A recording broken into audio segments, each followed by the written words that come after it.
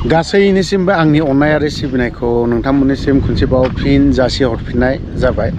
Actually आं दिनैहाय भिडिअखौ ब्लग बायदि खालामलांनो सानदों। ओमफ्राय जागायजेननायाबो आमगुरि बाजारनिफ्राय, ओमफ्राय आंजों लोगोसे दंफायो दे बिकु बसुमतारी, बिथाङाबो मोनसे चेनेल दं। मा दै होनोमोन बेखौ? आमगुरि दैयानो होनना बुङो आरो। ओमफ्राय दैज्लां समावथ' बे दैया बिराद खस्थ' जायोदां ना?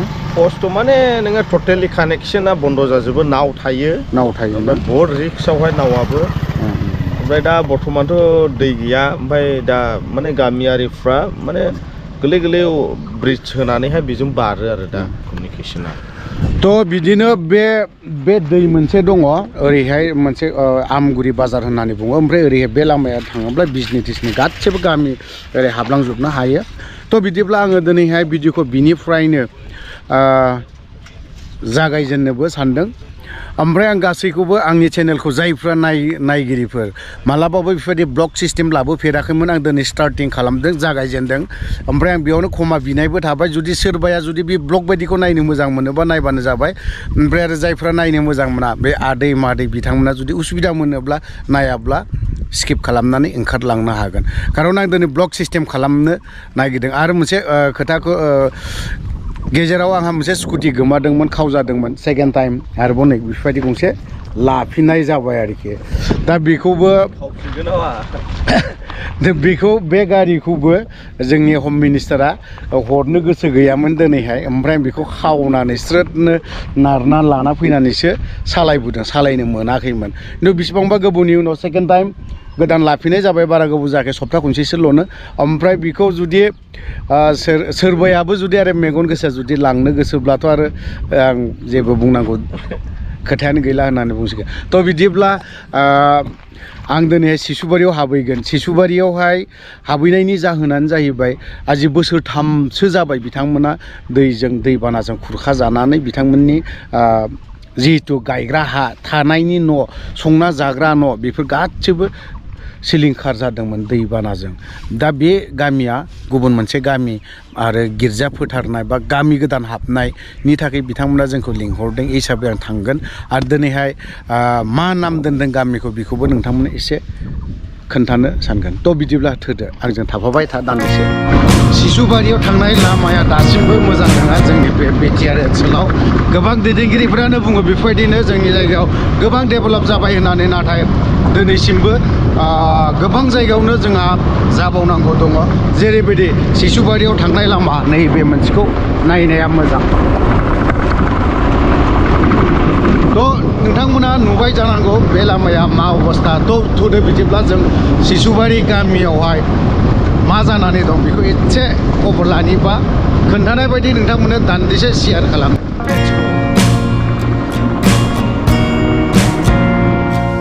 बे दैया गोसो गाबनायनि हांखो आरो बाप्तिस्मानि गोसो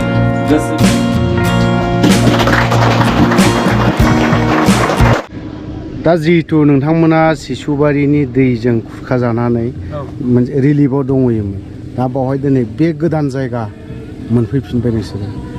माबोरैहाय मोनफैखो आरो सोरनि अननायाव बे हाखौ मोननो हानाय जाखो?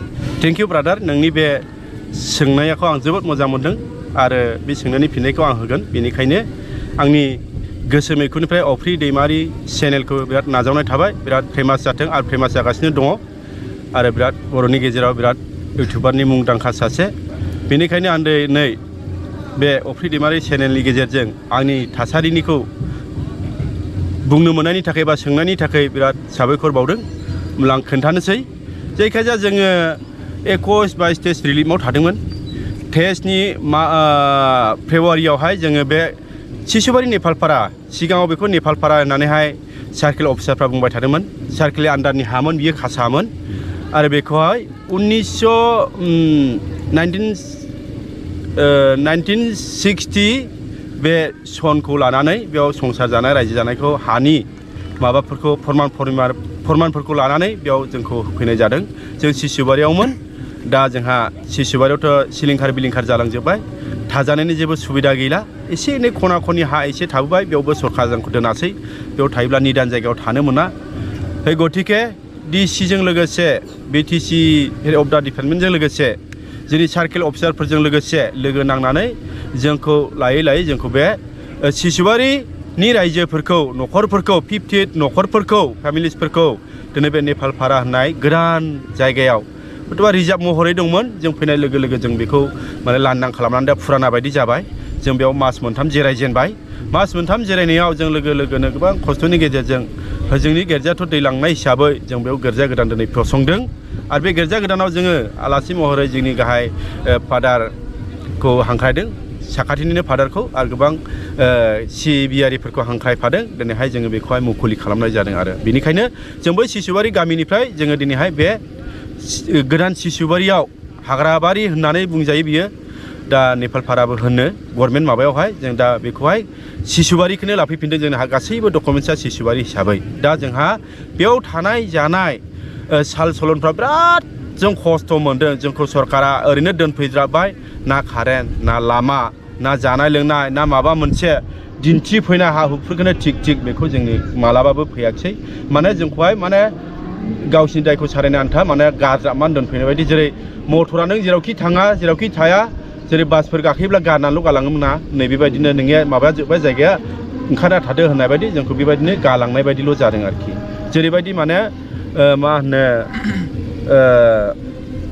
मा होनो एगजामपोल खालामनांगौब्ला बा उदाहरन होनांगौब्ला मा होनो जोंखौहाय बेबायदिनो खालामदों आरोखि दा नोंथांमोना बेयाव जिहेतु दैबानाजों खुरखा जानानै रिलिफ केम्पआवहाय बेसेबां बोसोर थानाङामोन नोंसोर जोङो ओरैनो बेथ' टेस्ट सन जाहैबाय जोङो 21-22 फुरा थादों आरो 21-22 फुरा 2 बोसोरा थादों आरो ओमफ्राय टेस्टनि बे दाख्लैसो थांनाय मार्च दाननि गेजेराव जों बेयाव फैनाय जादों आरो जयनिं जाफैनाय जादों आरो बेयाव दोनफैनायनि खार'ना दिनैनि बे खुंथायाव थानायनि सरकारफ्रा दोनफैदों होनना सानगोन ना माखौ सानगोन बियो डाइरेक्ट जोंखौ मिथिया जायखिया जा जोंनि गामिया रिभिनिउ गामिमोन पार्टालेन्ड हामोन जोंनि हाफ्रा बे हिसाबै जोंनि मण्डल आरो सार्केल अफिसारफ्रा एसडिअफ्रा जोंखौ नायफैयो माफैयो डिसि थ्रुयै माने बिसोरो बोरै खालामदों खिन्थु सार्केलासो जोंनो रानना होदों पार्टिनिबाव सोरबा बिपिएफ सोरबा इउपिपिएल सोरबा माबा माबि पार्टिया फैनानै जोंखौ जेबो बुंफैनोबो हायाखै बा बुंफैयाखैबो आरो आदेश लाफैयाखै मोननाय मोनि खिन्थु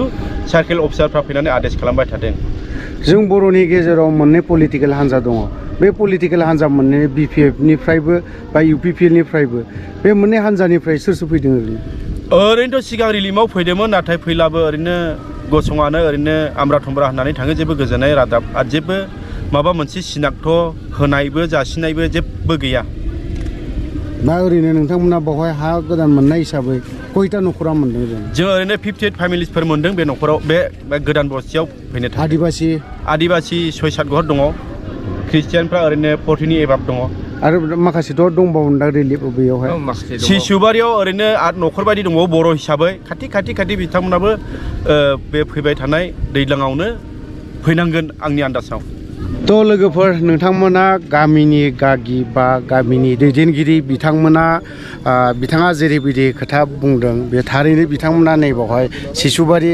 जायफ्रा रिलिफ केम्पआव थानायमोन बिथांमोना बावहाय सासेयाव 1 बिगा करि हाखौ बिथांमोननो रानना होनाय जाबाय थ' आवगोलो जोङो बे सिसुबारिनि जायगाखौ खोन्थानायावनो बिथां फेरेंगाजों जोङो बर'नि इउटिउबार सानै ना मा बेफोरबायदि थै गैयै होनना बुंजालायदों जाय हक बिथांनि बुंनाया जोंनि थाखाय बोर मोननायसो जादों दिनैहाय सिसुबारिया थारैनो हाखौ मोननो हाफिननाय जाबाय थ' लोगोफोर आं दिनै भिडिअखौ बारा गोलाव खालामला बावहायनो दोनथ'बाय जय बर' हारिनि